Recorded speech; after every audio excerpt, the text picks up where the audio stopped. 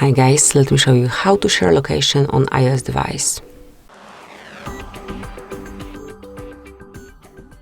So at first open your phone dialer, pick the contact with which you wish to share this location with, and then all you have to do is to click on share my location.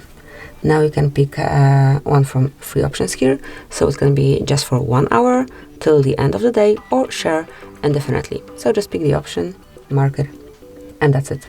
Then whenever you wish to stop sharing location, just mark it and stop it by tapping on stop sharing location. And that's it. So this is super quick and easy. Thank you for watching. Please subscribe our channel and leave the thumbs up.